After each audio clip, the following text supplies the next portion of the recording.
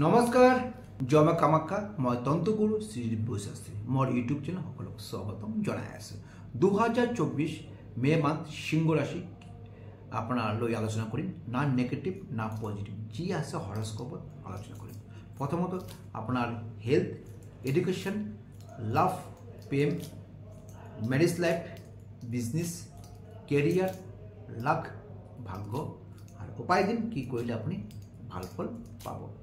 So সিংহ রাশির মালিক হল রবি। রবি বই আছে কত তুঙ্গস্থ বই আছে ভাগ্যস্থান 14 মে লোকে থাকিব আপনার 14 মে ট্রান্সফার হয়ে আছে দশম স্থান।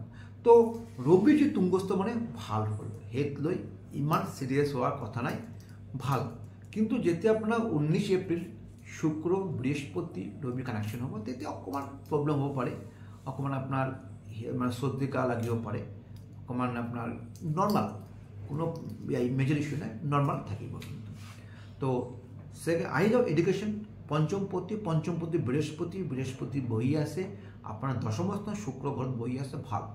তো এডুকেশনের ক্ষেত্রে কিন্তু এই বস্তুটো ভাল মাটো নহয়, কারণ বৃহস্পতি যদি আপনার পঞ্চম স্থানে বই থাকে পঞ্চমপতি মালিক যে বই আছে বৃহস্পতি 9 হাউস মানে দশম স্থানে বই আছে হায়ার এডুকেশন দশম স্থানে বই আছে খুব ভাল, এই বস্তুটো ভাল ফল পাব।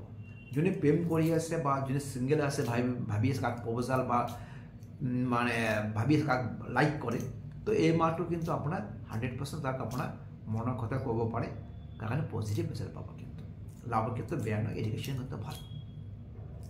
সেকেন্ড আহি আমি আপনার বিজনেস স্থানে আহি যাও বিজনেসের মালিক হল শনি 7 হাউস শনি বইস নিজে ঘর। শনি যদি নিজে ঘর বই থাকে তো 100% বৃহস্পতি ভাল লগত শনি ভাল, তো বিজনেস এই মাহ কিন্তু আপনার ভাল ফল পাব। লাইফ পার্টনার আপনার শনি 7 হাউস লাইফ পার্টনারের ডেভেলপ থাকিব ইমান বেয়া নহয়। 9 হাউসের মালিক হল আপনার বৃহস্পতি 9 হাউসের মালিক মঙ্গল বই আছে 8 নম্বর ঘর বই আছে, কিন্তু আপনার রবি শুক্র একলত বই আছে তুঙ্গস্থভাবে রবি। তো এই মাহত কিন্তু আপনার লাভও সাপোর্ট করিব সিংহ রাশি এখানে কিন্তু এই মাহ খুব ভাল মাহ মে মাহটো। দশমপতি আপনার শুক্র বই আছে আপনার 9 হাউস 19 মে আপনার শুক্র আহিব নিজের ঘর আহিব, তো আপনার মানে কর্মস্থানও ভাল ভাগ্য ভাল বিজনেস ভাল কর্মস্থান ভাল হেলথও ভাল থাকিব। তো এই মাহটো সিংহ রাশির কারণে খুব প্রফিট মান থাকিব, তো আপনি সব কামত আপনি আগবাঢ়িব পারে চকুবন্দি আগবাঢ়িব পারে ভাল ফল পাব।